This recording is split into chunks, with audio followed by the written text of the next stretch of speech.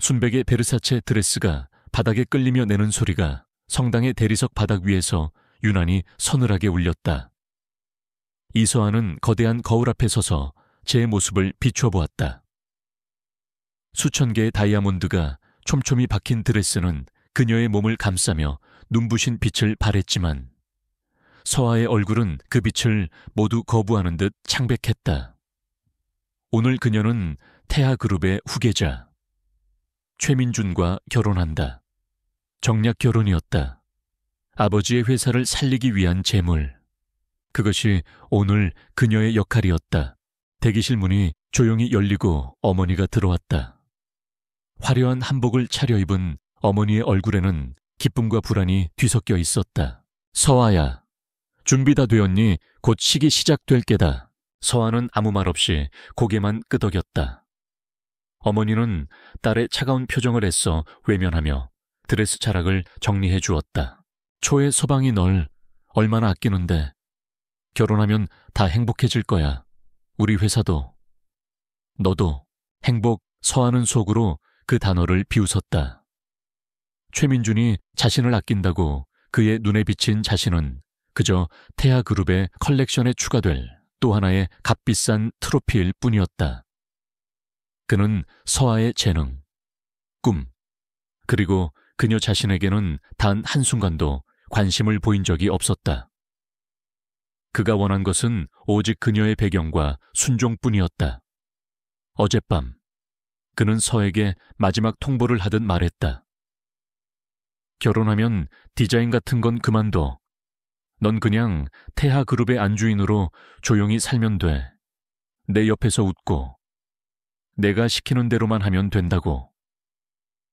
그 순간 서아의 마음속에서 무언가 끊어졌다. 웅장한 오르간 소리가 대기실까지 희미하게 들려왔다. 시작이었다. 어머니가 서아의 손을 잡았다. 자, 이제 나가자. 서아는 어머니의 손에 이끌려 문 쪽으로 몇 걸음 옮겼다. 하지만 그녀의 발은 곧 굳어버렸다.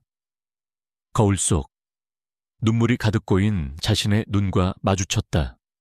이대로 끌려가면 그녀의 인생은 영원히 최민준이라는 감옥에 갇히게 될 것이다. 그녀의 이름, 그녀의 꿈, 그녀의 모든 것은 사라지고 태아그룹의 며느리라는 허울만 남게 될 터였다. And way. 그녀는 심장이 미친 듯이 뛰는 것을 느꼈다. 도망쳐야 해. 서아는 잡고 있던 어머니의 손을 뿌리쳤다. 어머니가 놀라 그녀를 돌아보았다. 서아야, 왜 그러니? 죄송해요. 엄마, 전 못해요. 이 결혼 할 수 없어요. 서아는 뒤돌아 대기실 구석에 있는 작은 비상구 문으로 달려갔다. 어머니의 당황한 비명이 등 뒤에서 들려왔지만 서아는 멈추지 않았다. 무거운 드레스 자락을 움켜쥐고 하이힐을 벗어 던졌다. 맨발이 차가운 복도 바닥에 닿는 감촉이 생생했다. 경호원들의 고함소리, 사람들의 웅성거림이 뒤섞여 그녀를 따라왔다. 신부를 잡아. 최민준의 목소리였다. 분노와 모욕감으로 가득 찬 그 목소리는 서아의 등골을 서늘하게 만들었지만 동시에 그녀의 발걸음을 더욱 재촉했다. 복도를 지나 주방을 가로질러 마침내 그녀는 건물의 후문에 도달했다. 낯선 햇살이 눈을 찔렀다. 그녀는 무작정 거리로 뛰쳐나갔다. 웨딩드레스를 입은 맨발의 신부. 지나가는 사람들의 시선이 칼날처럼 그녀에게 박혔다. 수치심이 밀려왔지만 자유를 향한 갈망이 더 컸다. 그녀는 택시를 잡으려 했지만 지갑도 휴대폰도 아무것도 없었다. 그녀의 모든 것은 저 지옥 같은 성당 안에 있었다. 검은색 세단 몇 대가 성당 입구에서 쏜살같이 빠져나오는 것이 보였다. 최민준의 사람들이었다. 서아는 심장이 멎는 듯한 공포를 느끼며 인파 속으로 몸을 숨겼다. 좁은 골목길로, 시장으로. 그녀는 정신없이 달렸다. 숨이 턱까지 차올랐고 찢어진 드레스 자락은 흙먼지로 더러워졌다. 눈물이 땀과 뒤섞여 뺨을 타고 흘러내렸다. 얼마나 달렸을까? 더 이상 뛸 힘도 남아있지 않았을 때. 그녀는 어느 병원 근처에 한적한 길가에 주저앉았다. 가쁜 숨을 몰아쉬며 주위를 둘러보았다. 다행히 쫓아오는 사람은 보이지 않았다. 하지만 여기가 어디인지, 이제 어디로 가야 할지 막막했다.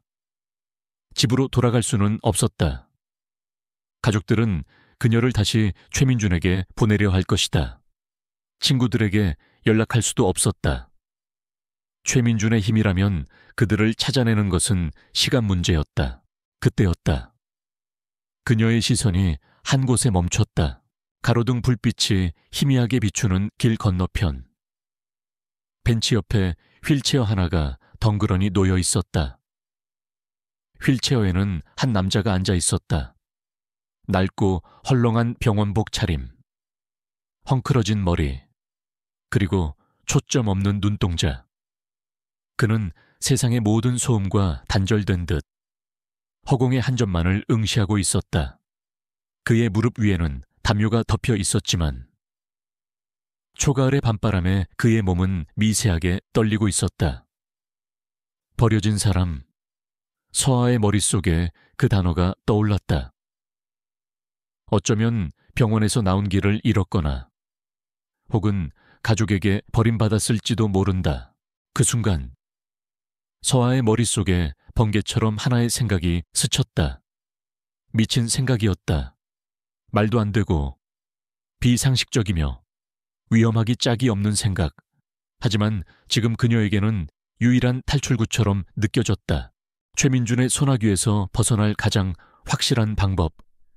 그가 결코 자신을 다시 넘볼 수 없게 만드는 방법.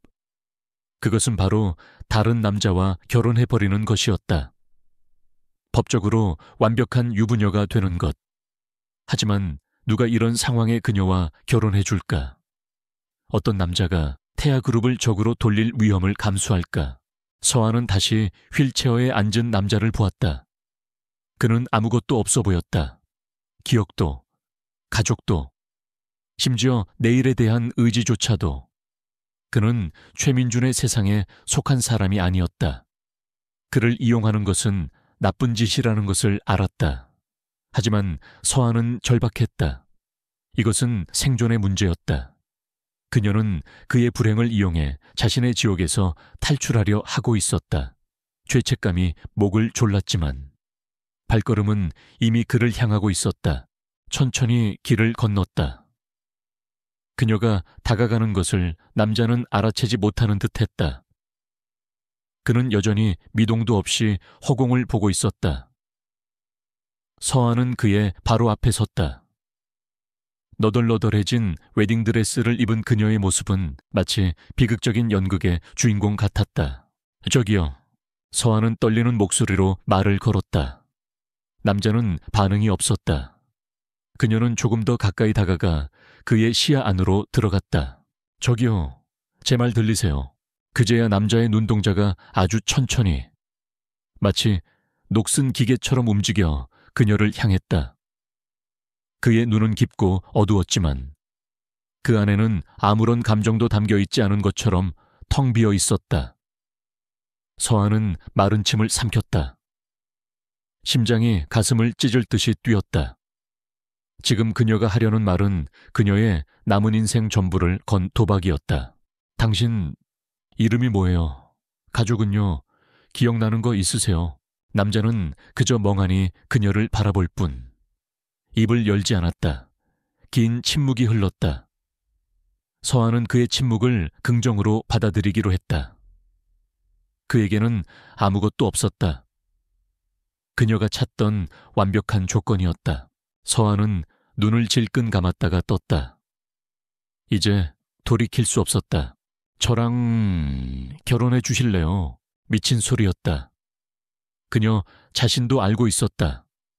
하지만 그 말은 이미 뱉어져 밤공기 속으로 흩어졌다. 남자의 텅 빈 눈동자에 처음으로 미세한 파문이 일었다. 그는 마치 난생 처음 듣는 언어를 해독하려는 듯 그녀의 얼굴을 뚫어지게 쳐다보았다. 그의 시선이 너무나도 강렬해서 서하는 순간 숨을 멈췄다. 저 눈이 정말 아무것도 기억 못하는 사람의 눈이 맞을까? 하지만 그런 생각도 잠시. 그의 눈은 다시 원래의 공허함으로 돌아갔다. 그는 대답이 없었다. 서하는 초조해졌다. 이 기회를 놓치면 그녀는 끝이었다. 그녀는 그의 휠체어 앞에 무릎을 꿇었다. 더러워진 드레스 자락이 차가운 아스팔트 바닥에 끌렸다. 부탁이에요. 이름도, 돈도, 아무것도 필요 없어요. 그냥 법적으로 제 남편이 되어주세요. 제가 당신을 책임질게요. 먹여주고, 재워주고, 평생 돌봐드릴게요 대신.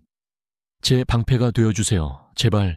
그녀의 목소리는 눈물에 젖어 애절하게 떨렸다. 그녀는 모든 자존심을 버리고 생면부지의 남자에게 애원하고 있었다. 남자는 여전히 말이 없었다. 그의 시선은 그녀의 얼굴을 지나 그녀의 찢어진 드레스, 그리고 그녀의 맨발에 잠시 머물렀다. 그의 눈 깊은 곳에서 누구도 읽을 수 없는 복잡한 빛이 스쳐 지나갔지만 그것은 순식간에 사라졌다. 시간이 영원처럼 느껴졌다. 서하가 거의 포기하려던 순간이었다. 남자가 아주 천천히, 거의 알아차릴 수 없을 정도로 작게 고개를 끄덕였다. 그 짧은 움직임에 서하는 온몸의 힘이 빠져나가는 것을 느꼈다. 안도감과 함께 밀려오는 것은 자신이 저지른 일에 대한 엄청난 공포였다. 그녀는 이제 이 낯선 남자와 운명을 함께하게 되었다. 하지만 후회할 시간은 없었다. 그녀는 자리에서 일어났다. 고마워요. 정말 고마워요. 그녀는 남자의 휠체어를 밀기 시작했다. 어디로 가야 할지 정해진 것은 아무것도 없었다. 하지만 적어도 이제는 혼자가 아니었다.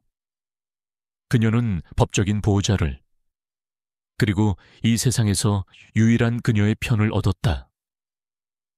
물론 그 모든 것은 그녀 혼자만의 착각일 수도 있었지만 서하는 남자의 휠체어를 밀며 어두운 밤거리 속으로 걸어 들어갔다. 그녀의 웨딩드레스는 더 이상 순결과 축복의 상징이 아니었다. 그것은 과거와의 단절, 그리고 예측할 수 없는 미래를 향한 그녀의 처절한 선언이었다. 휠체어에 앉은 남자. 강지훈은 말없이 어둠 속으로 밀려가며 그의 텅 빈 눈동자 뒤에 숨겨진 날카로운 이성과 차가운 분노를 감추고 있었다. 그의 게임은 이제 막 시작되었고, 이 순진하고도 대담한 여자는 그의 가장 예상치 못한 변수가 되었다. 다음 날 아침, 싸구려 모텔의 얇은 커튼 사이로 희미한 햇살이 비집고 들어왔다. 이서하는 낯선 침대에서 몸을 일으켰다. 온몸이 쑤시고 머리는 깨질 듯 아팠다. 간밤의 일들이 꿈이었기를 바랐지만 방 한쪽에 놓인 휠체어가 냉혹한 현실을 일깨워 주었다. 휠체어에 앉은 남자.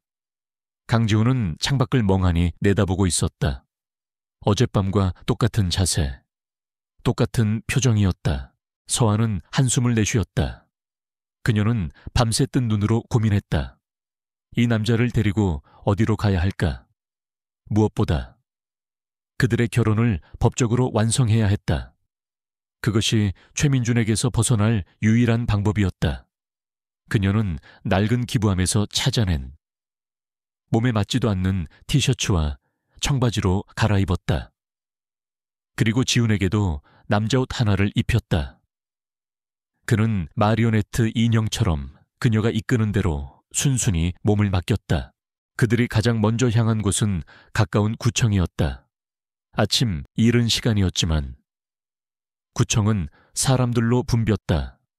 번호표를 뽑고 기다리는 동안 주변 사람들의 힐끗거리는 시선이 서하의 얼굴에 와서 박혔다.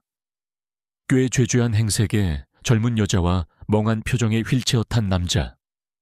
누가 봐도 이상한 조합이었다. 서하는 애써 그 시선들을 무시하며 서류를 작성했다. 신랑 되시는 분, 성함이 어떻게 되세요?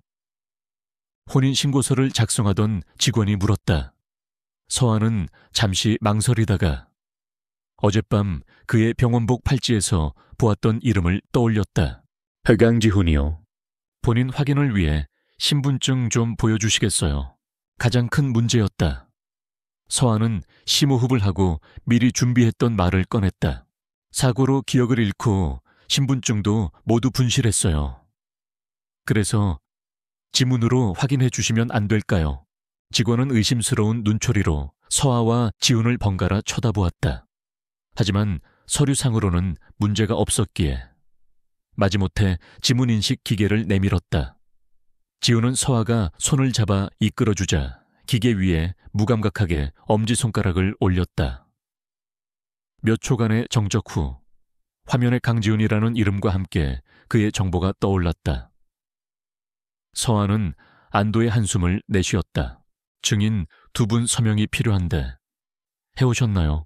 서아는 또다시 난관에 부딪혔다. 그녀는 주변을 둘러보다가 옆 창구에서 기다리던 중년 부부에게 다가갔다. 죄송하지만 저희 증인이 되어주실 수 없을까요?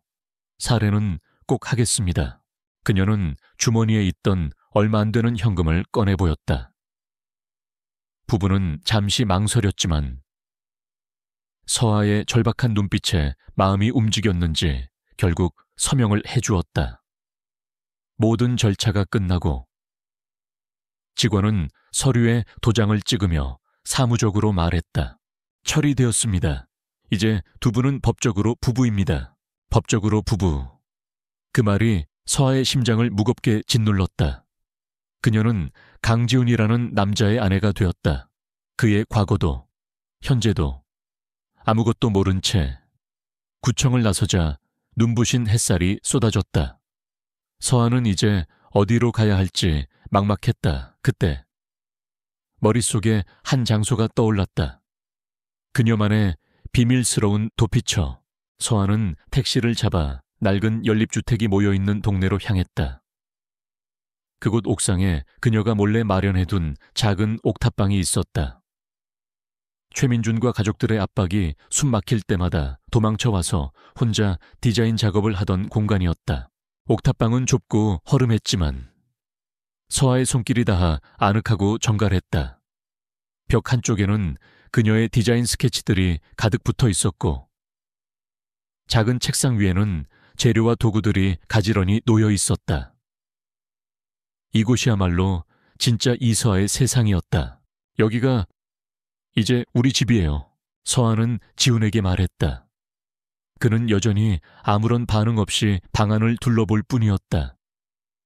좁은 공간에 휠체어를 옮기는 것은 쉽지 않았다.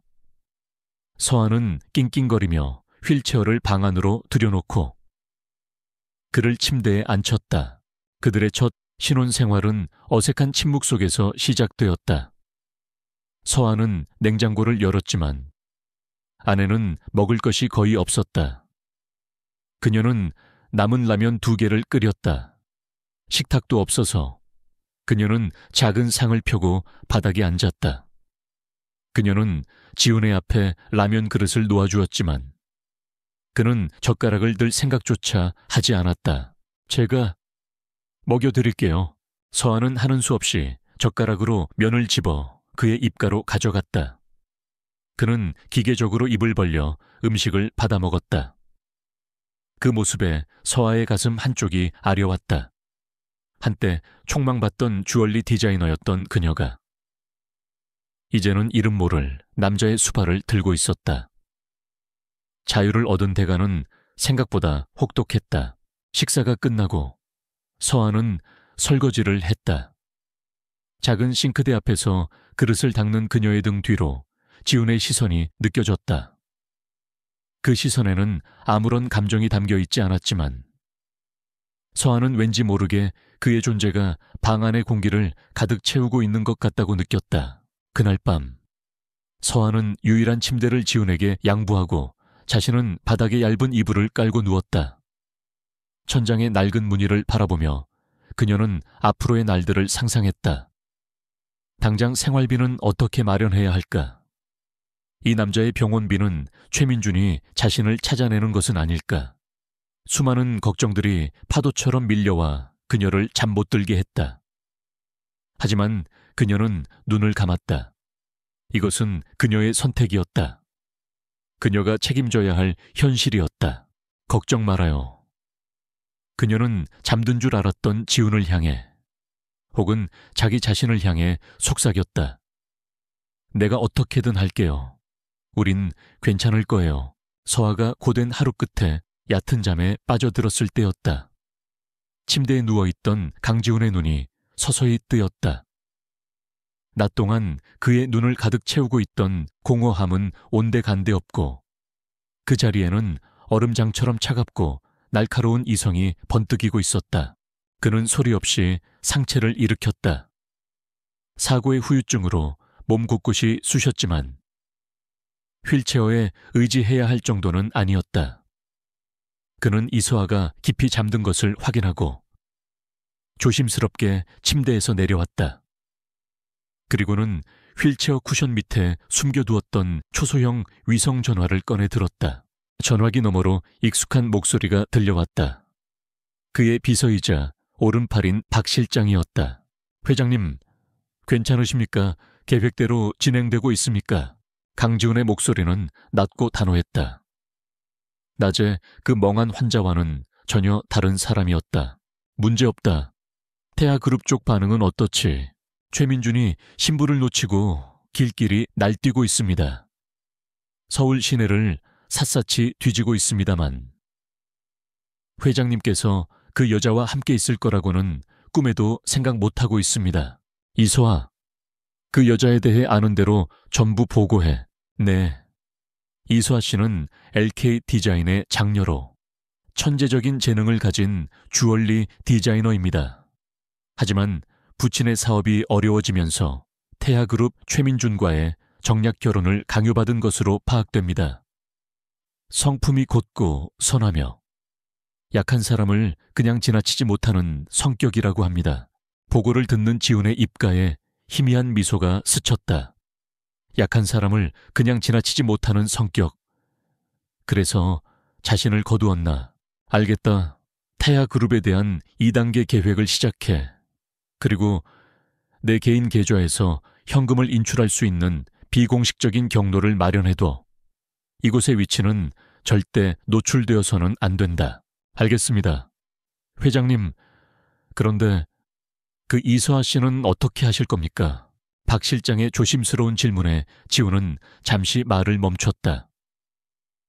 그는 바닥에 웅크리고 잠든 서아의 뒷모습을 바라보았다. 작은 어깨가 불안한 듯 가늘게 떨리고 있었다. 그녀는 그저 자신의 자유를 위해 아무것도 모르는 환자를 이용했을 뿐인데 이제 태아그룹뿐만 아니라 JK그룹의 회장인 자신까지 얽힌 거대한 소용돌이의 중심에 서게 되었다. 그녀는 내 아내다. 지훈은 나직하게 말했다. 아무도 내 아내를 건드리지 못하게 해. 최민준은 물론이고 우리 쪽 사람들도 마찬가지다. 그녀는 이 모든 일과 무관해야 한다. 전화를 끊은 지훈은 다시 서에게 시선을 돌렸다. 그의 눈빛은 복잡했다. 태아그룹에 대한 복수심과 냉정한 계산. 그리고 그 자신도 미처 깨닫지 못한 새로운 감정이 뒤섞여 있었다. 이 대담하고 어리석을 정도로 착한 여자는 그의 철저한 계획에 끼어든 가장 예측 불가능한 변수였다. 그리고 어쩌면 이 삭막한 복수극의 유일한 구원이 될지도 모르는 존재였다. 그는 이제 복수만을 꿈꾸는 사업가가 아니었다. 한 여자의 법적인 남편이자 보이지 않는 보호자가 되어야 했다. 그 후 며칠간은 폭풍 전의 고요함과도 같은 시간이었다. 이서아와 강지훈은 그들만의 조용한 일상에 조금씩 적응해갔다. 서아는 가명으로 온라인 프리랜서 마켓에 자신의 디자인 포트폴리오를 올리고 작은 일거리들을 찾기 시작했다. 낮에는 지훈을 돌보았다. 그녀는 그가 아무것도 이해하지 못한다고 생각하면서도 습관처럼 그에게 말을 걸었다. 오늘 시장에서 무슨 일이 있었는지, 어떤 디자인 아이디어가 떠올랐는지, 때로는 최민준에게서 도망친 자신의 선택이 과연 옳았는지에 대한 불안감까지도 지우는 언제나처럼 말없이 듣기만 했다. 하지만 그의 침묵은 더 이상 서에게 어색하게 느껴지지 않았다. 오히려 그의 존재가 이 작은 옥탑방을 채우는 하나의 풍경처럼 이상한 위안을 주었다. 그녀가 세상에서 완전히 혼자가 아니라는 증거처럼, 그녀는 그가 의지할 곳 없는 자신처럼 자신에게 의지하고 있다고 믿었다. 하지만 그 평화는 오래가지 못했다. 그날 오후, 서아는 저녁거리를 사기 위해 시장에 다녀오는 길이었다. 낡은 연립주택 입구에 다다랐을 때 귀를 찢는 듯한 급정거 소리와 함께 번쩍이는 검은색 마이바흐 한 대가 그녀의 앞을 가로막았다. 서아는 심장이 멎는 듯한 충격에 자리에 얼어붙었다. 뒷문이 열리고 익숙한 구두가 아스팔트 바닥을 밟았다. 최민준이었다. 그의 얼굴은 분노로 차갑게 굳어 있었다. 잘 다려진 최고급 수트와 완벽하게 세팅된 머리카락. 그 모든 것이 이 허름한 동네와는 이질적인 위압감을 풍겼다. 그의 뒤에서 내린 경호원들이 순식간에 서아의 퇴로를 막았다. 가야스다, 이쏘아. 최민준의 목소리는 뱀처럼 차갑고 끈질겼다. 그는 서에게 성큼성큼 다가와 그녀의 팔목을 거칠게 움켜쥐었다. 뼈가 으스러질 듯한 악력이었다. 고작 이런 쓰레기 같은 동네에 숨어 있으려고 날 배신한 건가? 내 얼굴에 똥칠을 하고. 그의 눈은 경멸감으로 가득 차 있었다. 그는 서아의 손에 들린 초라한 장바구니를 발로 툭 차버렸다. 파와 두부가 바닥에 나뒹굴었다. 주변을 지나던 동네 사람들이 수군거리기 시작했지만 경호원들의 험악한 인상에 누구도 감히 끼어들지 못했다. 네가 선택한 남자가 누군지 어디 한번 구경이나 해볼까?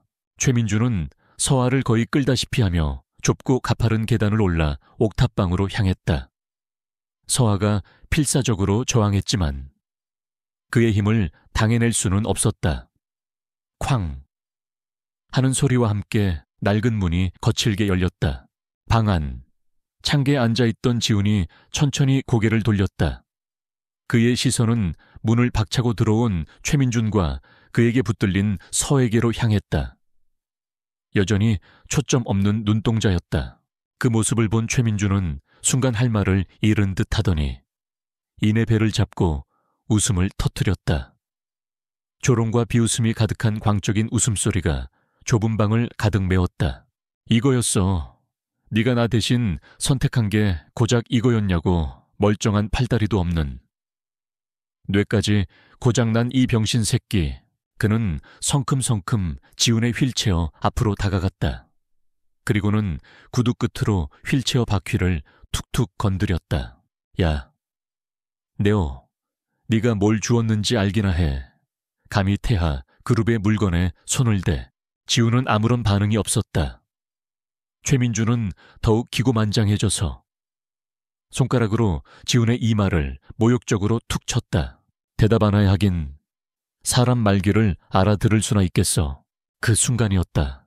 그만해. 서아가 최민준의 손을 뿌리치고 달려와 지훈의 앞을 막아섰다. 그녀는 작은 몸으로 휠체어를 감싸 안으며 분노로 떨리는 눈으로 최민준을 노려보았다. 당장 나가. 그리고 그 사람한테 손대지 마. 이 사람은 내 남편이야. 나의 남편이라는 단어에 최민준의 얼굴이 흉측하게 일그러졌다. 그는 서아의 머리채를 잡아챘다. 남편 이딴 폐물이랑 법적으로 엮이기까지 했다는 건가? 네가 정말 단단히 미쳤구나. 이서아, 서아가 고통스러운 비명을 질렀다. 그 순간 휠체어에 앉은 지훈의 굳게 닫힌 입술 사이로 아주 희미하게 으르렁거리는 소리가 새어나왔다. 그의 눈동자 깊은 곳에서 살기가 번뜩였지만 그 변화를 알아챈 사람은 아무도 없었다. 그는 자신의 손목을 감쌌던 병원 팔찌를 손톱으로 끊어질 듯이 긁어내고 있었다. 모든 모욕과 분노를 그 작은 행동에 응축시키고 있었다. 최민주는 서아를 바닥에 내팽개쳤다. 그는 서늘한 미소를 지으며 그녀를 내려다보았다. 그 남편이라는 딱지가 얼마나 하찮은 건지 지금부터 알려주지. 내 아버지 회사, 오늘부로 태아의 모든 지원이 끊겼어. 아마 일주일을 버티기 힘들 거다. 그리고 너, 이서아, 대한민국 어느 디자인 회사, 어느 보석 브랜드에서도 널 받아주지 않을 거야. 내가 그렇게 만들었으니까. 넌 이제 끝났어. 이 병신이랑 같이 길바닥에 나앉아 구걸이나 하게 될 거라고. 그는 서아의 턱을 세게 움켜쥐고 자신의 눈을 똑바로 보게 만들었다. 선택해. 당장 이놈과의 혼인 무효 소송을 걸고 내게 돌아와. 그럼 모든 걸 없던 일로 해주지. 아니면 네가 아끼는 모든 것들이 잿더미가 되는 걸 똑똑히 지켜보든가. 그것은 최후 통첩이었다. 최민준과 그의 경호원들은 마치 태풍처럼 휩쓸고 지나갔다. 쾅 하고 문이 닫히자 방 안에는 지독한 침묵만이 남았다. 서아는 바닥에 주저앉은 채 한참을 움직이지 못했다. 모든 것이 끝났다는 절망감이 온몸을 짓눌렀다. 자유를 위해 발버둥 쳤지만 결과는 더 깊은 지옥이었다. 아버지의 회사, 자신의 꿈, 모든 것이 최민준의 소나귀에서 산산조각 나고 있었다. 뜨거운 눈물이 뺨을 타고 하염없이 흘러내렸다. 그녀는 소리내어 울 힘조차 없었다. 그때였다. 따뜻한 온기가 그녀의 떨리는 어깨를 감쌌다. 고개를 돌리자 지훈이 휠체어에 앉은 채 힘겹게 팔을 뻗어 그녀의 어깨에 손을 얹고 있었다. 처음 있는 일이었다. 그가 먼저 자신에게 신체 접촉을 한 것은 그의 손은 크고 단단했다.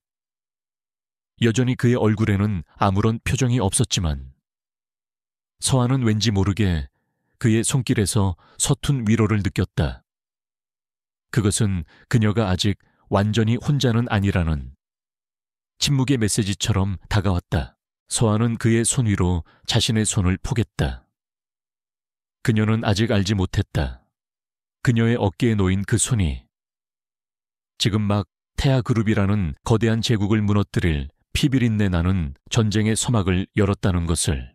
최민준이 사라진 것을 확인한 직후 지훈은 눈짓 하나로 그의 경호원들 사이에 심어둔 자신의 사람에게 신호를 보냈다. 신호의 내용은 단 하나였다. 모두 죽여. 물론 비유적인 표현이었다. 하지만 그가 의도한 결과는 물리적인 죽음보다 더 잔혹할 터였다. 강지훈의 분노는 조용했지만 한번 불붙으면 모든 것을 재로 만들 때까지 꺼지지 않는 지옥불과도 같았다. 최민주는 자신이 건드린 것이 단순한 기억상실 환자가 아니라 잠자던 호랑이의 코털이었다는 사실을 곧 뼈저리게 느끼게 될 것이었다. 최민준이 남기고 간 절망의 그림자는 짙고 무거웠다.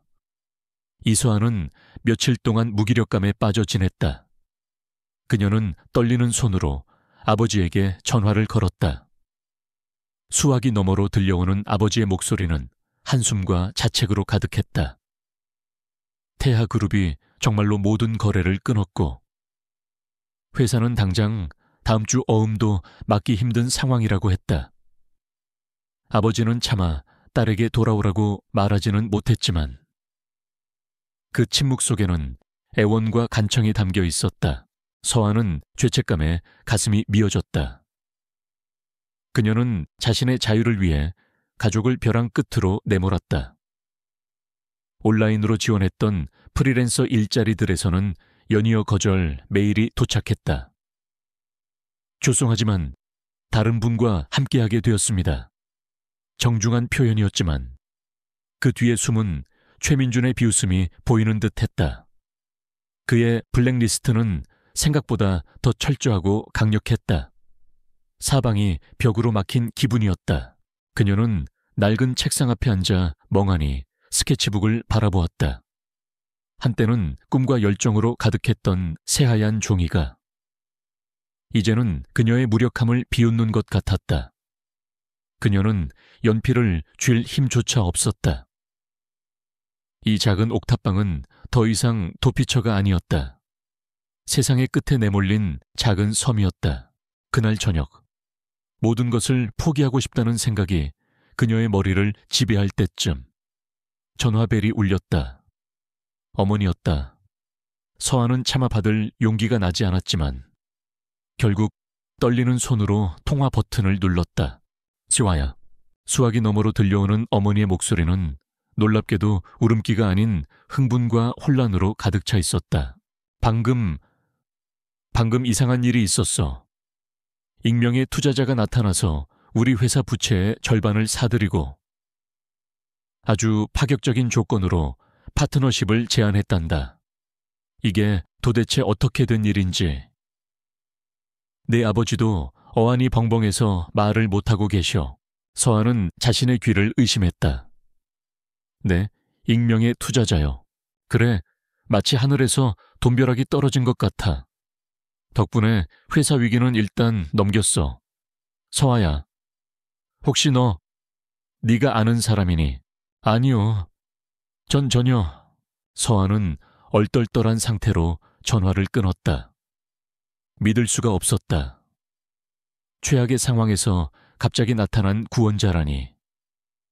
단순한 우연일까 아니면 누가 자신을 몰래 돕고 있는 걸까 하지만 누가. 왜 그녀의 머릿속은 온통 물음표로 가득 찼다. 그리고 기적은 거기서 끝나지 않았다. 다음 날 아침 그녀는 또 한 통의 메일을 받았다. 또 거절 통보일 것이라 생각하며 무심코 클릭한 메일의 내용은 전혀 달랐다. 이서아 디자이너님께 저희는 최근 설립된 하이엔드 주얼리 아틀리에 레투알 아텔리에 레투알입니다. 익명으로 올리신 디자이너님의 포트폴리오를 보고 깊은 감명을 받았습니다. 저희 아틀리에의 첫 컬렉션 전체를 디자이너님께 의뢰하고 싶습니다. 서아는 숨을 멈춘 채 메일을 몇 번이고 다시 읽었다. 아틀리에 레투알, 들어본 적 없는 이름이었다. 신생 업체인 듯했다. 하지만 그들이 제시한 조건은 파격적이었다. 업계 최고 수준의 계약금, 완벽한 창작의 자유보장, 그리고 수익의 상당 부분을 러닝 개런티로 지급하겠다는 내용이었다. 최민준의 손이 미치지 않은 신생업체이기에 가능한 일일지도 모른다. 이것은 단순한 행운이 아니었다. 절벽 끝에 매달린 그녀에게 누군가 내려준 동아줄과도 같았다. 의심이 들었지만 그녀에게는 선택의 여지가 없었다. 이것은 그녀가 다시 일어설 수 있는 유일한 기회였다. 그녀는 심호흡을 하고 답장 메일을 보냈다. 제안을 수락하겠다고. 벅차오르는 가슴을 안고 그녀는 방 안에 있는 지훈을 돌아보았다. 그는 여전히 창밖을 보며 미동도 하지 않았다. 지훈 씨, 제 말 들려요. 저 다시 일하게 됐어요. 아주 멋진 곳에서요. 이제 우리 괜찮을 거예요. 그녀의 들뜬 목소리에 지훈이 천천히 고개를 돌렸다. 그의 텅 빈 눈동자가 그녀를 향했다. 서아는 그가 자신의 말을 이해하지 못한다는 것을 알면서도 그 순간 그의 눈에서 아주 희미한 만족감 같은 것을 본 것 같다고 생각했다. 물론 그것은 그녀의 착각일 터였다. 그날 밤 서아가 새로운 디자인 구상에 몰두하느라 책상 앞에서 밤을 새우고 있을 때 강지훈은 침대 위에서 소리 없이 위성 전화를 걸고 있었다. 처리 속도가 마음에 드는군. 박 실장, 과찬이십니다. 회장님, LK 디자인의 부채 인수와 자금 지원은 모두 완료되었습니다. 그리고 아틀리에 레투알의 사업자 등록과 사무실 임대, 직원 채용까지 모두 끝냈습니다. 이제 이소아 디자이너만 받아들이면 되는 완벽한 무대입니다. 그래, 최민준 쪽 반응은 아직 아무것도 눈치채지 못했습니다. 자신들의 압박에 이소아 씨가 굴복하고 돌아오기만을 기다리고 있는 듯합니다. 강지훈의 입가에 얼음 같은 미소가 걸렸다. 그는 책상에 앉아 디자인에 몰두하고 있는 서아의 뒷모습을 바라보았다. 연필을 쥔 그녀의 손은 망설임이 없었고 그 옆모습은 다시 생기를 되찾아 빛나고 있었다. 최민준이 짓밟으려 했던 바로 그 재능이었다. 회장님, 한 가지 여쭤봐도 되겠습니까? 박 실장의 조심스러운 목소리가 지훈의 생각을 깨웠다. 아, 뭔가 이렇게까지 하시는 이유를. 물론 사모님을 보호하기 위함이라는 것은 압니다만 회사의 자원을 동원해 아틀리에까지 차리는 것은 상당한 위험 부담이 따르는 일입니다.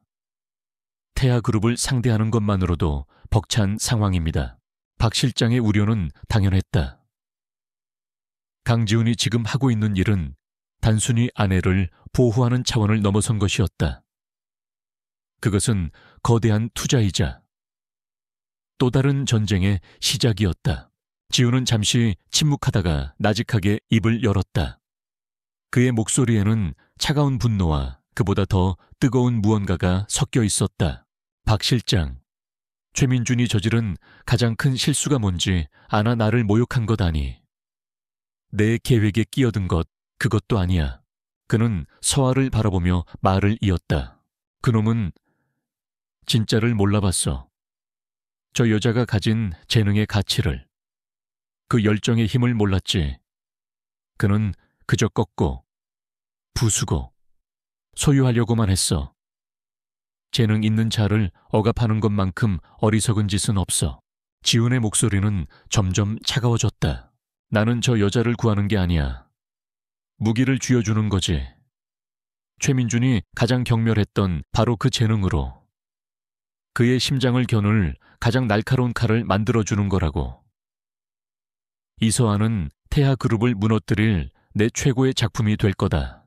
그것이 강지훈의 방식이었다. 그는 동정이나 연민으로 움직이는 사람이 아니었다. 그는 철저히 가치를 보고 투자하는 사업가였다.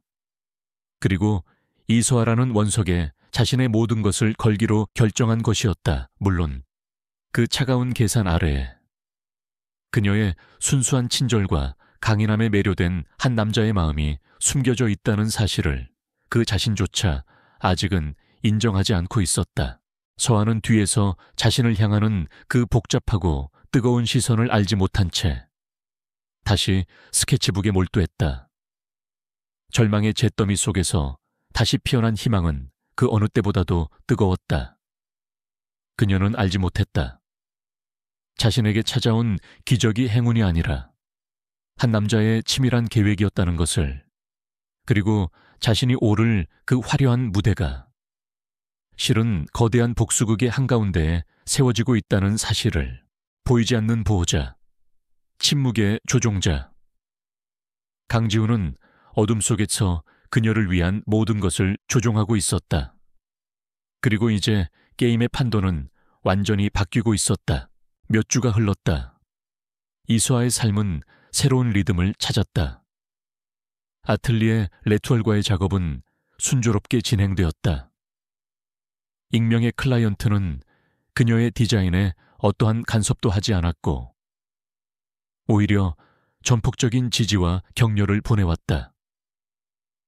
덕분에 서아는 오랫동안 잊고 지냈던 창작의 기쁨에 흠뻑 빠져들 수 있었다.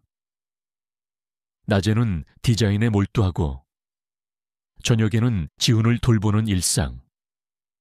그 이상하고 위태로운 동거는 어느새 익숙한 풍경이 되어가고 있었다.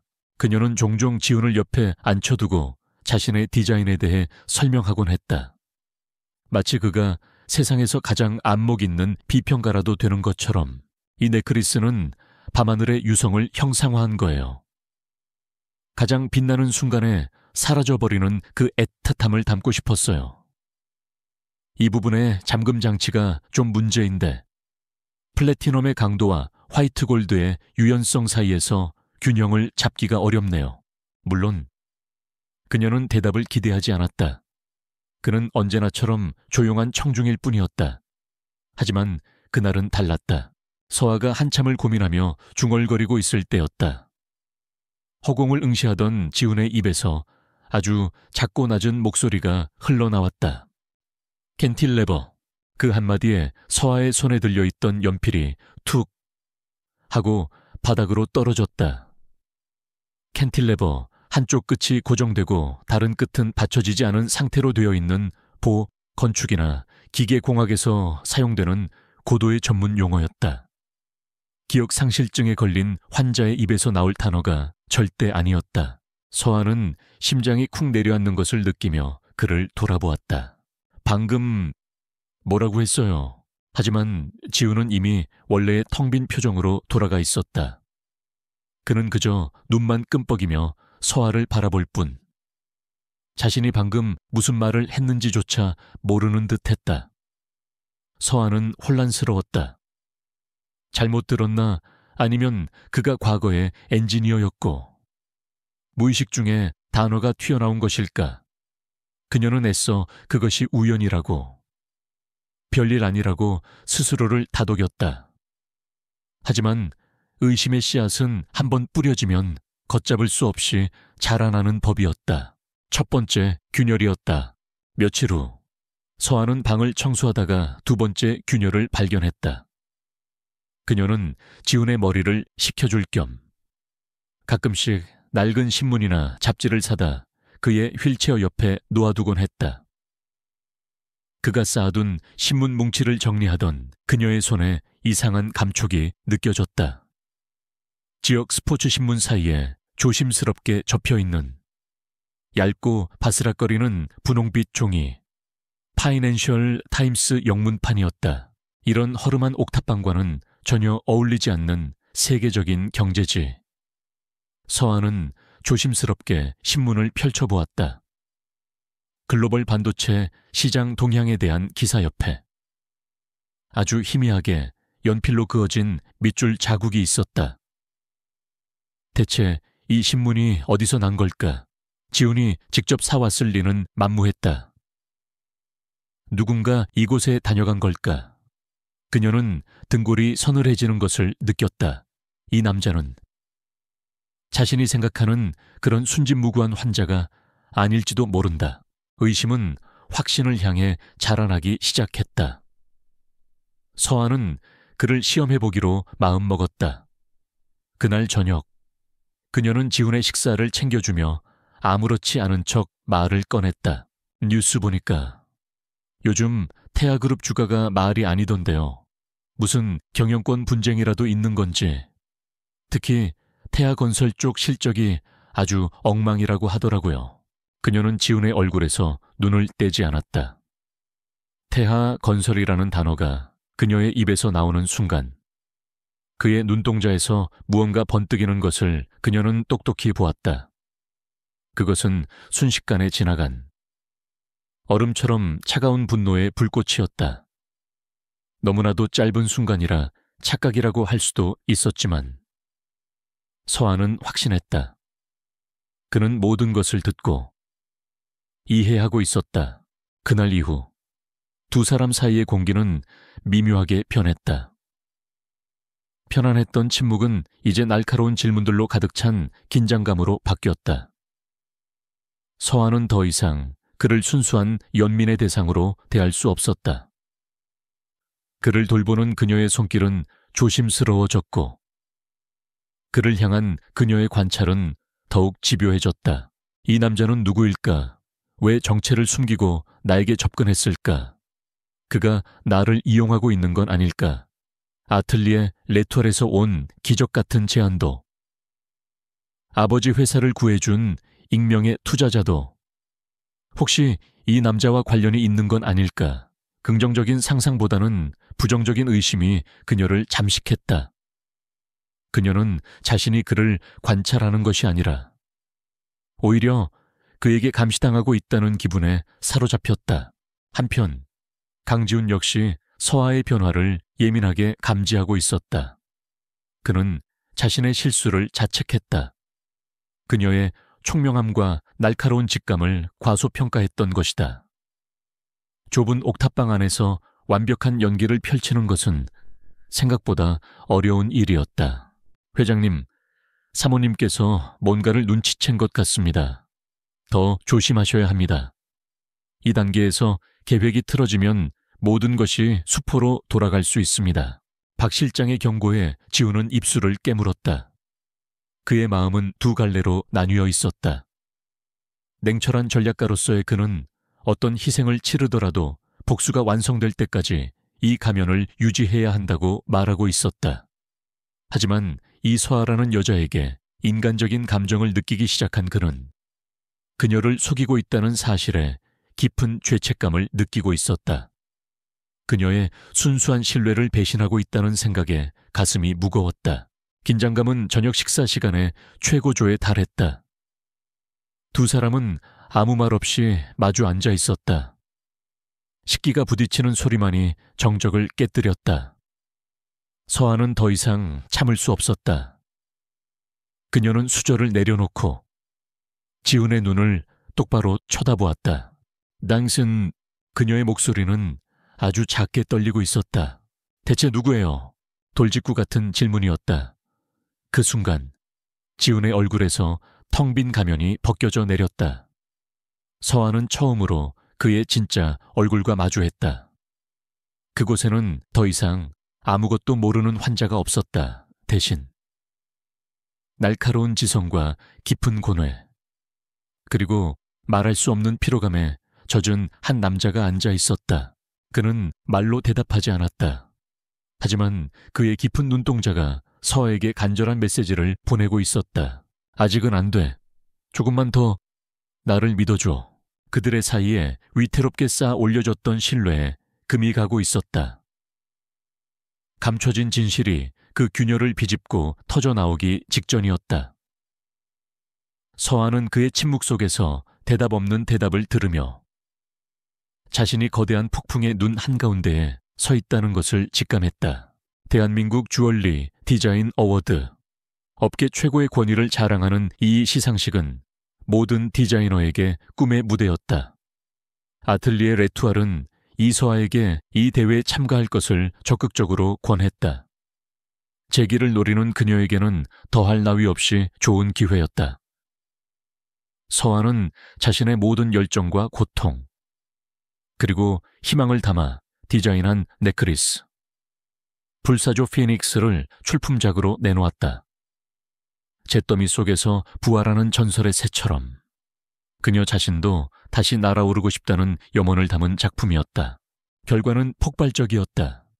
서아의 불사조는 예선부터 압도적인 찬사를 받으며 단숨에 가장 강력한 우승 후보로 떠올랐다. 언론은 베일에 쌓인 천재 디자이너의 등장에 떠들썩했다. 물론 이 모든 것은 강지훈의 치밀한 계획 아래 이루어지는 언론 플레이의 일환이었지만 서아는 알지 못했다. 그녀는 순수하게 자신의 재능이 다시 세상의 인정을 받기 시작했다는 사실에 감격했다. 하지만 그 빛은 어둠을 불러들이는 법이었다. 자신을 떠난 여자가 보란듯이 성공하는 꼬락서니를 최민주는 도저히 눈뜨고 볼 수 없었다. 그는 그녀를 공개적으로 그리고 영원히 매장시킬 잔혹한 덫을 놓기 시작했다. 시상식 당일 화려한 조명이 쏟아지는 그랜드 볼룸은 기대와 흥분으로 가득 차 있었다. 서아는 아틀리에에서 보내준 다나한 드레스를 입고 객석에 앉아 있었다. 심장이 터질 것처럼 뛰었지만 기분 좋은 긴장감이었다. 대상 수상자는 아틀리에 레투알의 이서아 디자이너입니다. 사회자의 발표와 함께 장내의 우레와 같은 박수 소리가 터져 나왔다. 서아는 눈물이 핑 도는 것을 느끼며 자리에서 일어났다.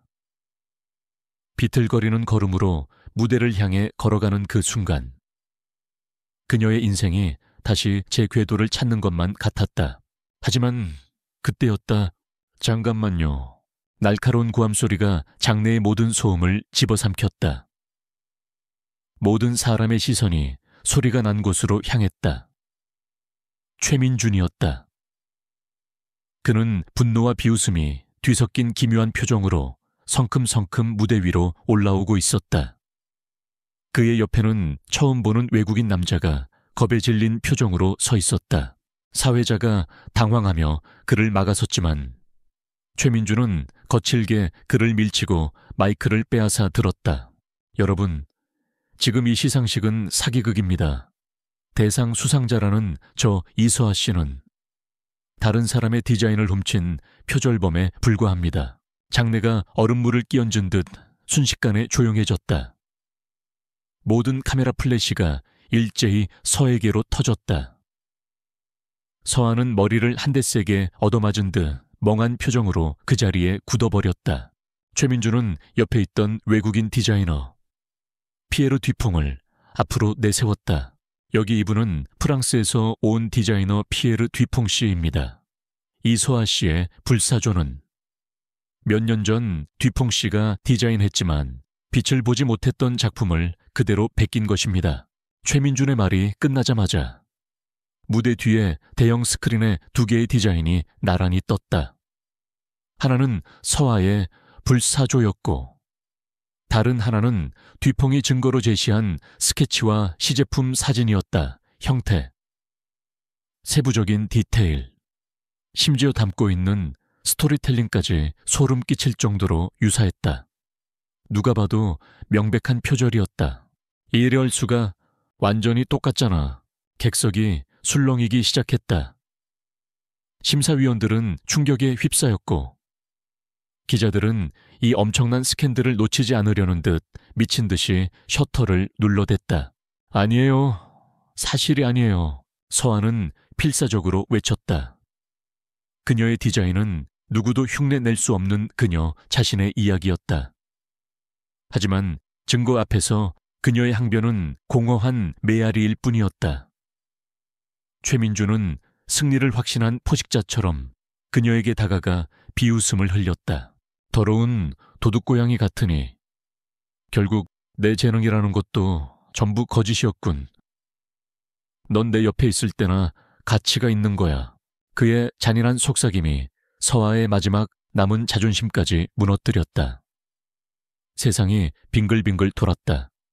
이제 정말 끝이었다. 그녀의 재기는 가장 화려한 무대에서 가장 치욕적인 방식으로 막을 내리고 있었다.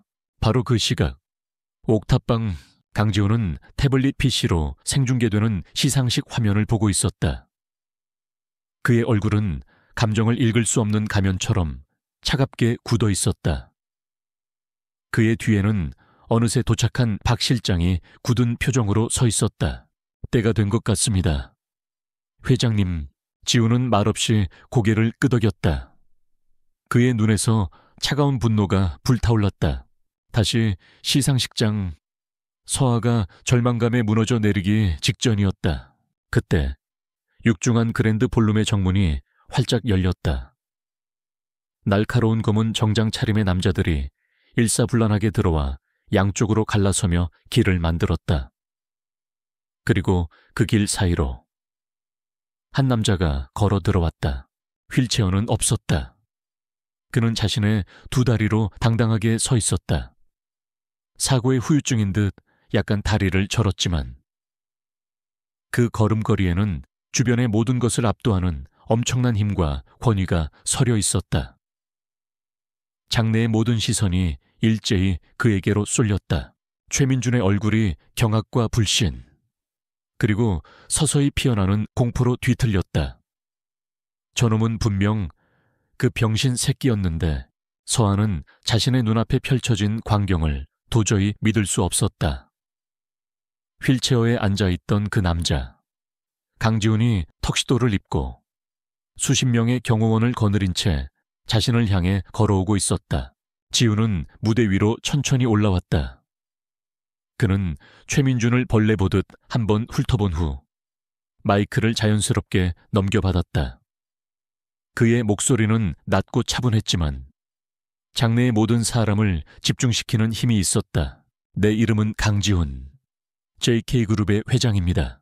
객석에서 경악에 찬 탄성이 터져 나왔다.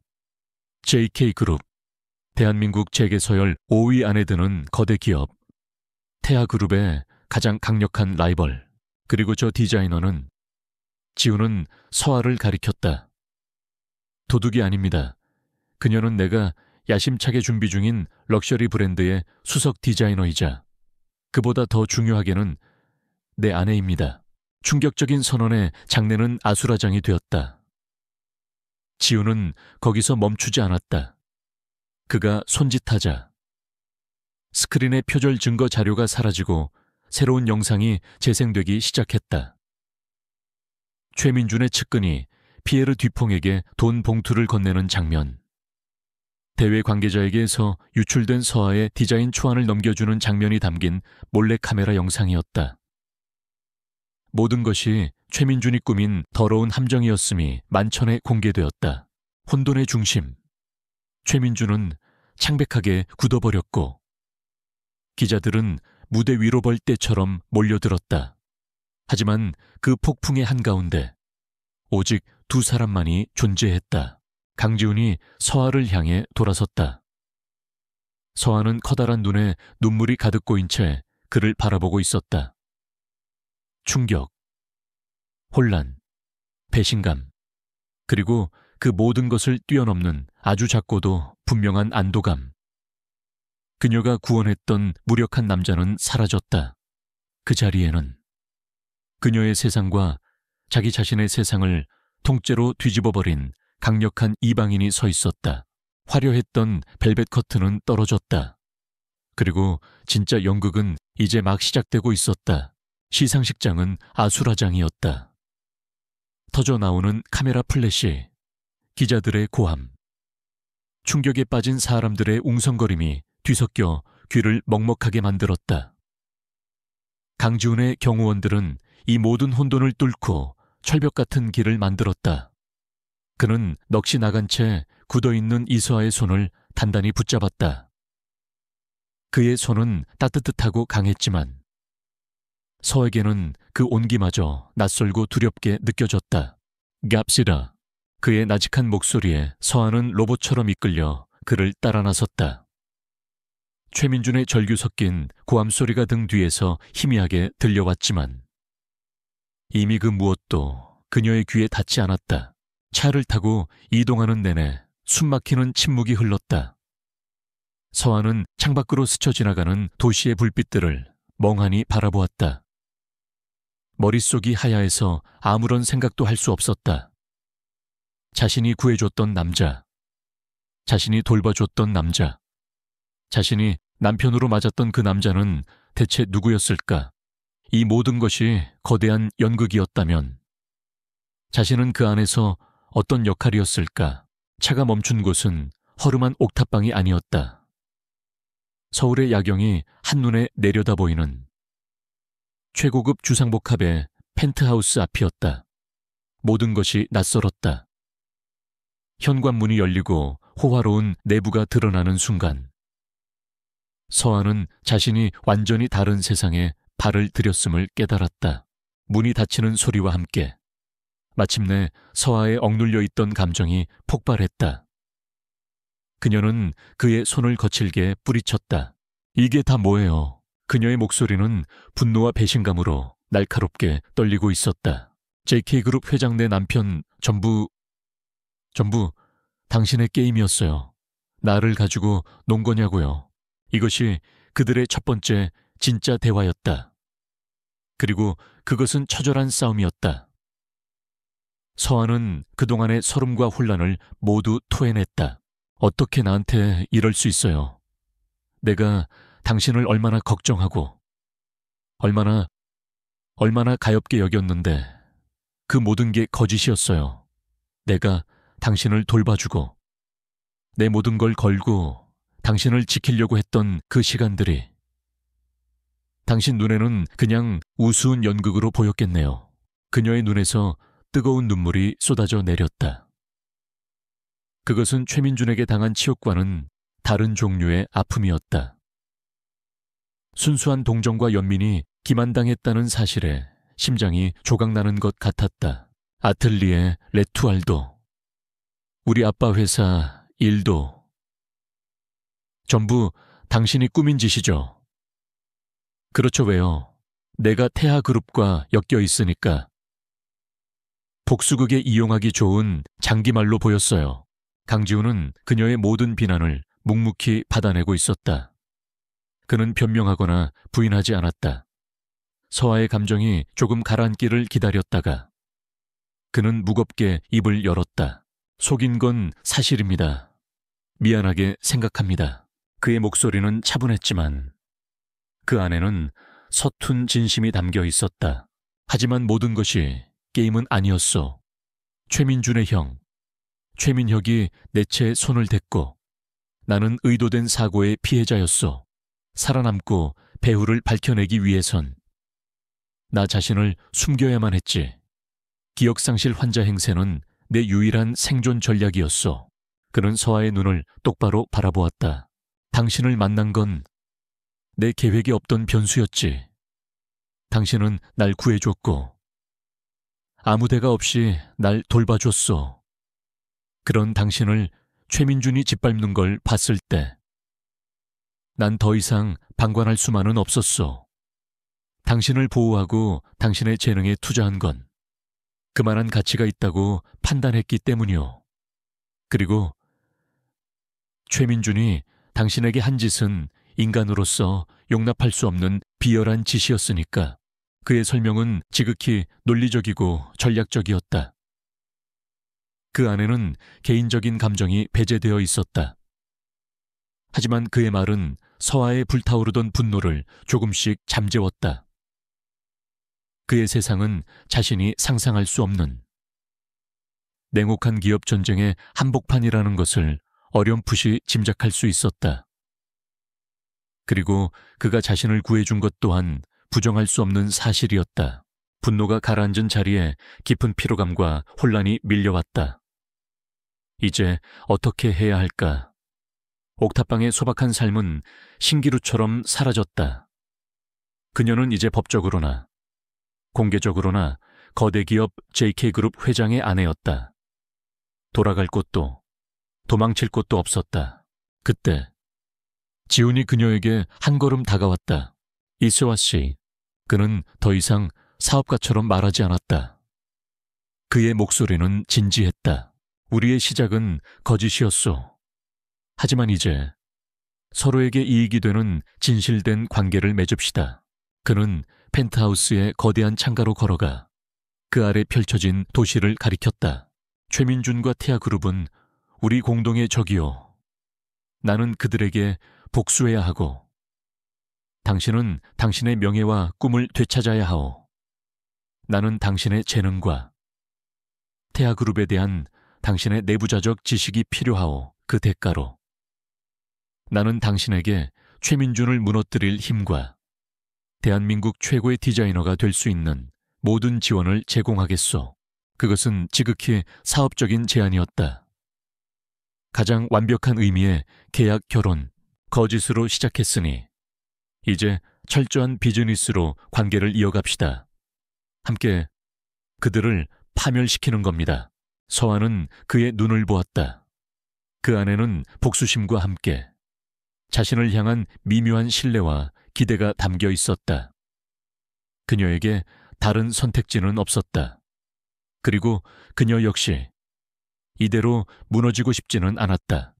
최민준에게 당한 만큼, 아니 그 이상으로 되갚아주고 싶었다. 그녀는 천천히 고개를 끄덕였다. 좋아요. 그렇게 하죠. 그 순간 그들의 관계는 새롭게 재정이 되었다. 더 이상 보호자와 환자가 아닌 복수라는 공동의 목표를 향해 나아가는 전략적 동반자. 그날 이후 펜트하우스의 서재는 그들의 전쟁 본부가 되었다. 두 사람은 밤늦도록 머리를 맞대고 시장 데이터를 분석하고 태아그룹의 약점을 파고들 전략을 세웠다. 업무적인 관계. 하지만 한 공간에서 생활하며 서로의 새로운 모습을 발견할 때마다 그들 사이에는 미묘한 긴장감이 흘렀다. 서아는 지훈의 천재적인 전략가적 면모에 감탄했고 지훈은 서아의 날카로운 사업적 직관에 놀라움을 금치 못했다. 전략적 동맹과 개인적인 감정 사이의 경계선이 서서히 허물어지고 있었다. 어느 늦은 밤, 두 사람은 태아그룹의 자산 현황이 표시된 도시지도 앞에 나란히 서 있었다. 공동의 목표로 뭉쳤지만 여전히 거짓과 말하지 못한 감정의 거미줄에 의해 떨어져 있는 두 사람이었다. 전쟁은 이제부터 시작이었다. 그들의 관계 역시 마찬가지였다. 전쟁의 서막은 화려했다. JK그룹은 대한민국 재계를 뒤흔드는 폭탄 선언을 했다. 신규 럭셔리 주얼리 브랜드 에클라의 공식 론칭 발표였다. 그리고 그 중심에는 표절 스캔들을 딛고 JK그룹 회장의 아내라는 파격적인 타이틀과 함께 부활한 이서아가 수석 디자이너 겸 크리에이티브 디렉터로 서 있었다. 그녀의 이름은 연일 언론과 소셜 미디어를 뜨겁게 달구었고 시상식의 주인공이었던 불사조 목걸이는 부활과 승리의 상징이 되어 출시 전부터 문의가 쇄도했다. 이것이 강지훈과 이서아의 첫 번째 방역이었다. 서아는 더 이상 옥탑방에 숨어 지내던 무력한 디자이너가 아니었다. 그녀는 에클라의 심장이자 두뇌였다. 최고급 자재와 최정상급 전문가들로 구성된 팀을 이끌며 그녀는 자신의 잠재력을 마음껏 펼쳐 보였다. 회의실에서의 그녀는 자신감 넘치고 날카로우며 단호했다. 그녀의 지시는 정확했고 그녀의 비전은 명확했다. 그녀가 만들어내는 디자인은 단순히 아름답기만 한 것이 아니었다. 그 안에는 태아그룹의 주얼리 브랜드, 태아주얼스의 약점을 파고드는 날카로운 전략이 숨어 있었다. 수십 년간 시장 1위 자리에 안주하며 정체되어 있던 태아주얼스의 진부한 디자인과 오만한 마케팅. 서아는 바로 그 틈을 비집고 들어가 젊고 대담하며 혁신적인 에클라만의 정체성을 구축해 나갔다. 강지훈은 그런 그녀의 변화를 가장 가까이에서 지켜보았다. 그는 종종 에클라의 전략회의에 참석했다. 처음에는 그녀를 지원하기 위한 목적이었지만 어느새 그는 그녀의 비범함에 매료되어 있었다. 그녀는 자신의 팀조차 미처 발견하지 못했던 태아의 공급망과 유통구조의 허점을 정확히 짚어냈다. 럭셔리 시장의 트렌드와 소비자의 심리를 꿰뚫어보는 그녀의 직관은 그저 디자이너의 감성을 넘어선 타고난 사업가의 그것이었다. 그들의 전문적인 협력 관계는 개인적인 유대감을 깊어지게 만들었다.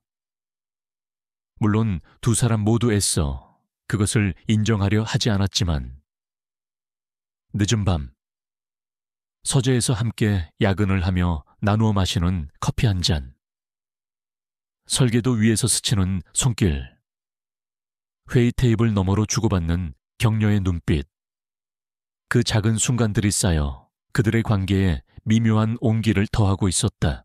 에클라의 론칭 준비가 본격화될수록 태아그룹에 대한 조사 역시 속도를 더했다. 서아의 역할은 여기서도 빛을 발했다. 최민준의 약혼녀로 지내던 시절 어깨너머로 들었던 정보들, 태아그룹 내부의 파벌과 암투에 대한 소문들은 강지훈의 조사팀에게 결정적인 단서가 되었다. 태아건설, 분명 그쪽에 뭔가 있을 거예요. 어느 날 밤, 서아는 태아그룹의 계열사 구조를 분석하던 중 나직하게 말했다. 민준 씨가 가끔 형 얘기를 하면서 태아건설이 집안의 진짜 금고라고 말하는 걸 들었어요. 비자금을 관리하는 곳이라고. 태아건설, 강지훈의 눈빛이 차갑게 빛났다. 그가 예전에 분노의 불꽃을 보였던 바로 그 이름이었다.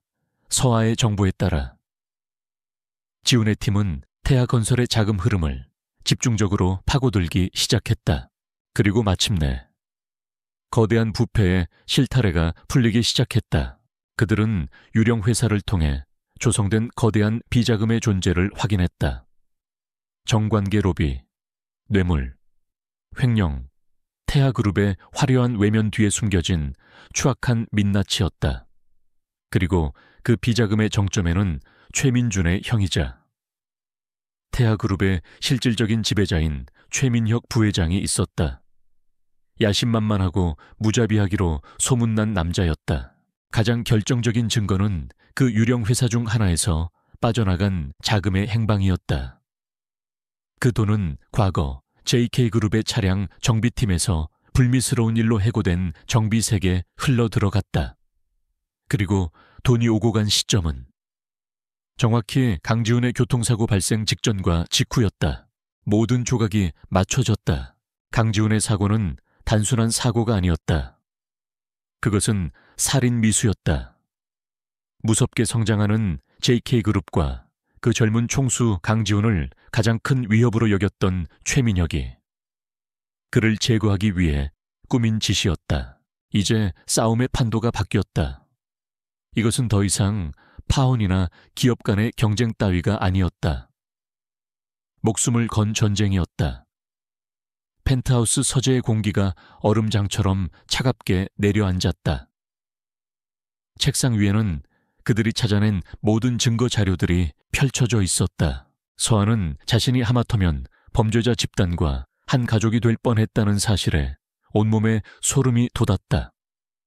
그리고 자신이 구해낸 남자가 바로 그들의 표적이었다는 사실에 아찔한 형이증을 느꼈다.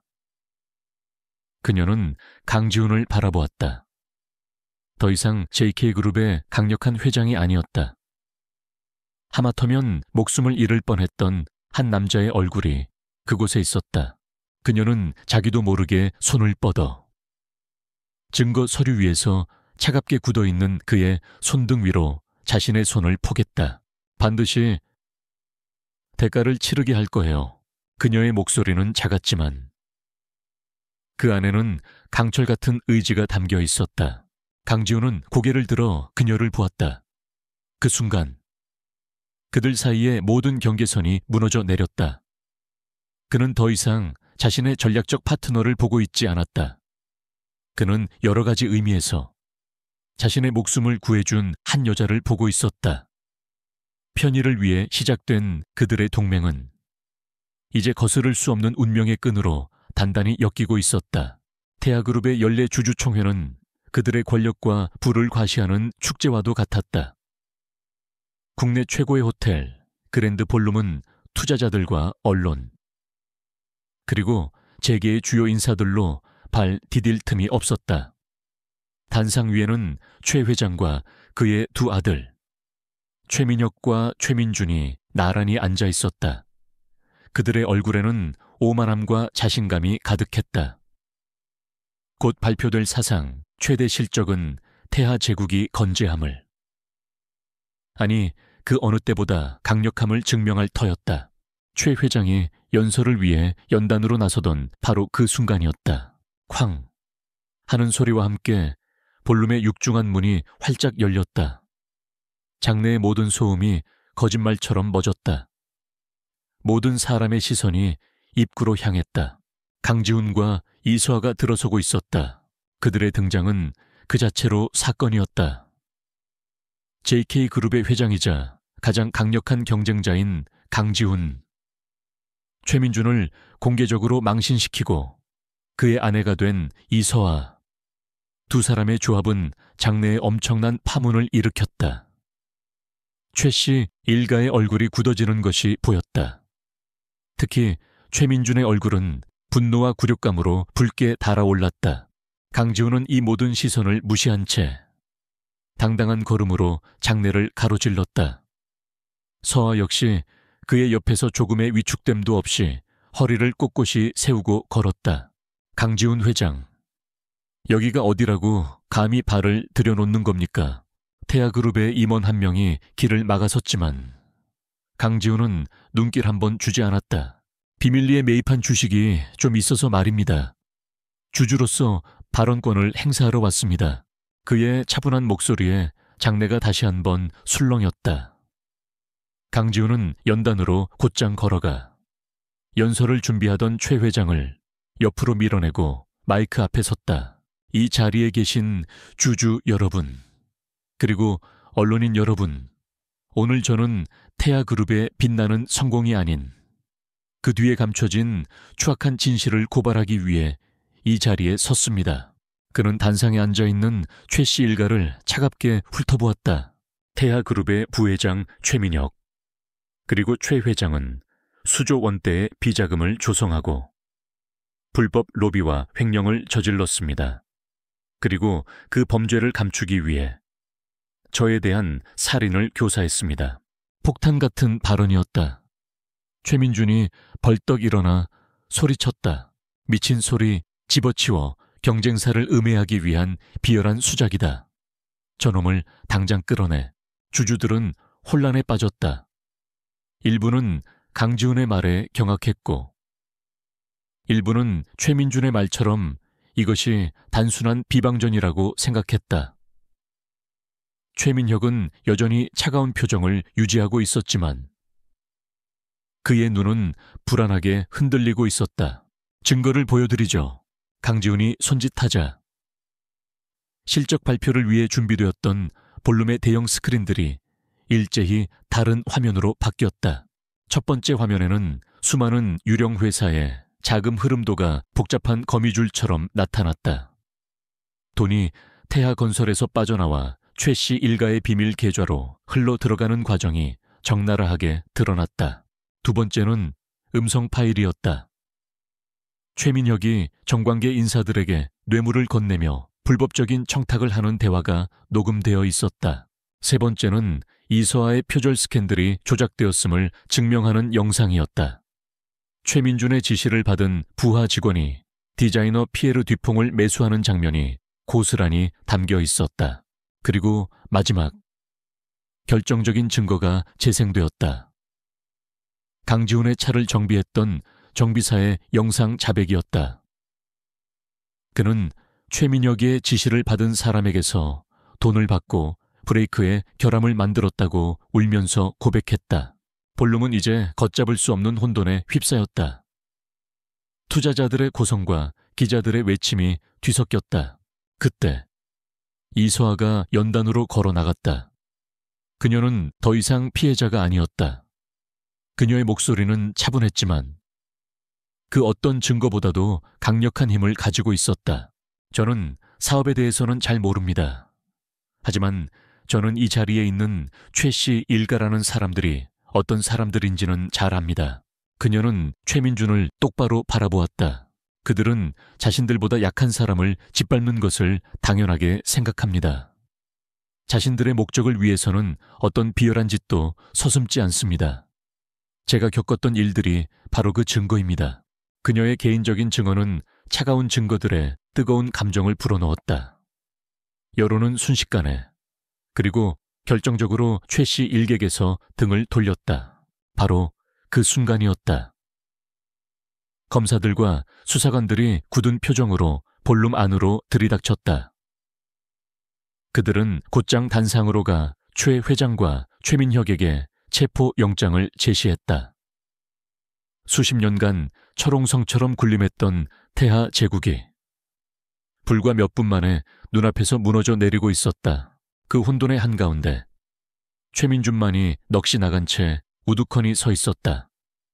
그의 세상은 산산조각났다. 그는 강지훈의 옆에 서 있는 서아를 보았다. 더 이상 순종적이고 불안에 떨던 약혼녀가 아니었다. 당당하고 강인하며 빛나는 한 명의 여성이었다.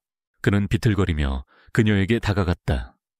그의 목소리는 부서진 조각처럼 갈라져 나왔다. 왜 그랬어?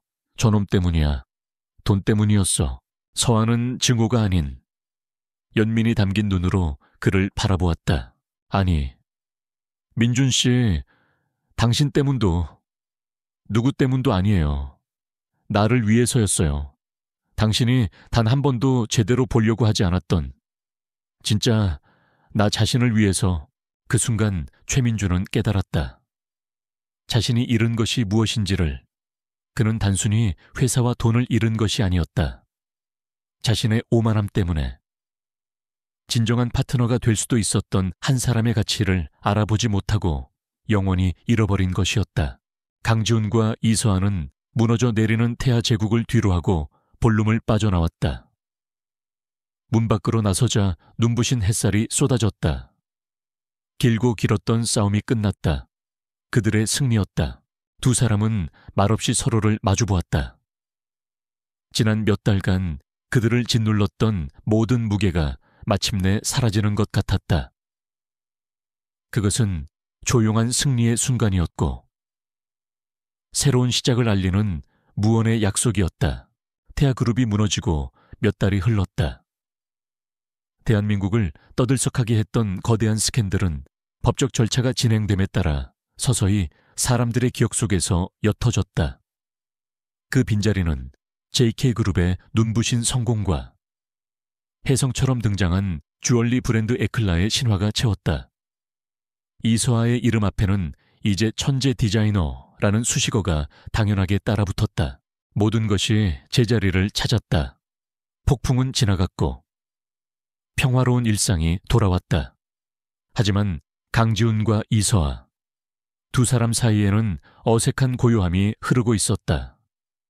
복수라는 공동의 목표가 사라지자 그들을 묶고 있던 끈은 의미를 잃었다. 그들의 결혼은 이제 목적을 다한 계약서처럼 공중에 붕 떠 있었다.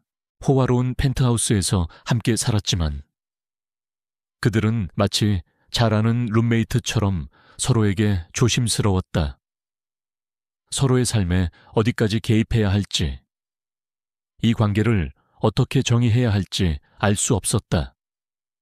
그들을 만나게 했던 거짓말이 이제는 그들을 갈라놓는 보이지 않는 벽이 되어버린 것이다.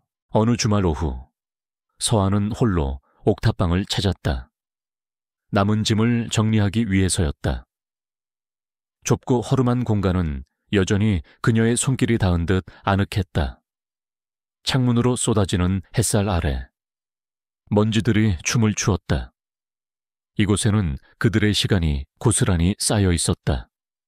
절박했던 그녀의 도망, 무력한 지훈과의 첫날, 그에게 느꼈던 순수한 연민과 책임감. 그녀는 낡은 찬장에서 그들이 함께 라면을 먹었던 그릇 2개를 꺼내 들었다. 옷장 구석에는 그가 입었던 헐렁한 환자복이 그대로 걸려 있었다. 그녀는 깨달았다. 모든 것이 거짓과 계획으로 시작되었을지라도 휠체어에 앉은 그 남자를 향한 자신의 감정만큼은 진짜였다는 것을, 아무것도 가지지 못했던 그 남자 옆에서 그녀는 역설적으로 가장 큰 위안을 얻었다. 같은 시각 강지훈은 텅 빈 펜트하우스 거실에 홀로 서 있었다. 귀가 먹먹할 정도의 적막이 그를 짓눌렀다. 그는 평생을 바쳐 원했던 복수를 이뤘지만 마음 한구석이 텅 비어버린 듯 허전했다. 그는 이제야 알 수 있었다. 적을 파멸시키는 것이 궁극적인 목표가 아니었다는 것을. 진짜 승리는, 진짜 전리품은 자신의 계획 속으로 운명처럼 걸어 들어온 바로 저 여자였다는 것을 그는 두려웠다. 이제 그녀가 더 이상 자신을 필요로 하지 않을 때, 그녀가 떠나버릴까봐 그는 자신의 가장 큰 싸움이 이제부터 시작이라는 것을 직감했다. 바로 그녀의 마음을 어떤 거짓도 없이 진심만으로 얻어내는 싸움이었다. 지우는 차를 몰아 옥탑방으로 향했다. 그곳에 서아가 있을 것이라고 확신했다.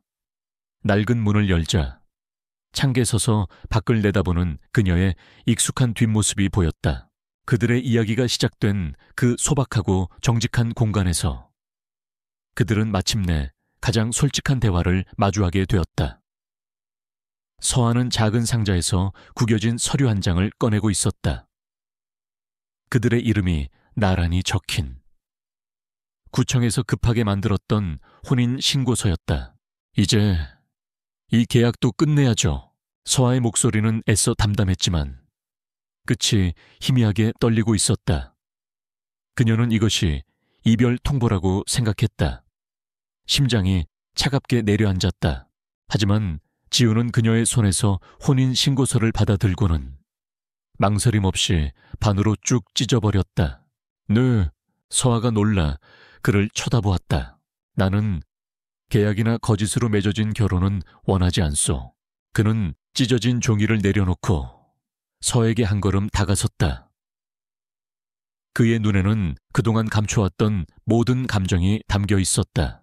나는 당신을 처음 만났던 날부터, 아니, 당신이 나를 돌봐주던 모든 순간에 당신을 속이고 있었소. 미안하오. 하지만 한 가지만은 알아주시오. 휠체어에 앉아 당신의 보살핌을 받던 그 무력한 남자의 감정만큼은 진짜였소. 당신의 따뜻함과 강인함이 내 차가운 벽을 허물어 버렸소. 그는 서아의 손을 조심스럽게 잡았다. JK그룹의 회장 강지훈이 아니라 당신에게 구원받았던 한 남자로서 말하는 거요. 나는 당신을 사랑하오. 이소아 씨. 그리고 그는 아직 약간의 불편함이 남아있는 다리로 그녀의 앞에 천천히 무릎을 꿇었다. 그의 손에는 화려한 다이아몬드 반지가 아닌 그가 그녀를 생각하며 직접 디자인한 심플하지만 우아한 반지가 들려 있었다. 불사조의 날개를 닮은 작은 문양이 새겨져 있었다. 이소아 씨, 이번에는 진짜로 나와 결혼해 주겠소. 서아의 뺨으로 눈물이 하염없이 흘러내렸다. 하지만 그것은 슬픔의 눈물이 아니었다. 그녀는 고개를 끄덕이며 자신의 마음 또한 고백했다. 가장 어두웠던 시절, 자신의 유일한 동반자였던 그 침묵의 남자를 사랑하게 되었다고. 네, 좋아요. 그녀가 네라고 대답하는 순간 지우는 그녀를 자신의 품에 가득 안았다. 옥탑방의 작은 창문으로 쏟아지는 따스한 햇살이 그들을 감쌌다. 그들의 새로운 시작을 축복하는 것처럼. 1년 후 에클라의 플래그십 스토어 오픈 파티. 수많은 카메라 플래시와 축하 인파 속에서 이서아는 대한민국을 대표하는 디자이너로서 당당하게 빛나고 있었다. 그리고 그녀의 옆에는 세상 가장 자랑스러운 표정으로 아내를 바라보는 남편 강지훈이 있었다. 그들은 이제 사업 파트너이자 인생의 동반자였다. 파티가 끝난 늦은 밤, 두 사람은 약속이라도 한 듯 낡은 옥탑방을 찾았다. 그들은 그곳을 팔지 않고 그들의 진짜 이야기가 시작된 곳으로 남겨두었다. 여기 오면 그때 생각이 나요. 서아가 난간에 기대어 밤하늘을 보며 말했다. 당신이 정말 아무것도 기억 못하는 줄 알고 내가 평생 책임져야겠다고 다짐했었는데. 지훈이 웃으며 그녀의 어깨를 감싸 안았다. 그 다짐, 지금도 유효한 거지. 물론이죠. 평생. 두 사람은 서로를 마주보았다. 거짓과 복수의 잿더미 속에서 피어난 그들의 사랑은 이제 그 무엇보다도 단단하고 진실한 것이 되어 있었다. 하늘의 별들이 그들의 앞날을 비추고 있었다.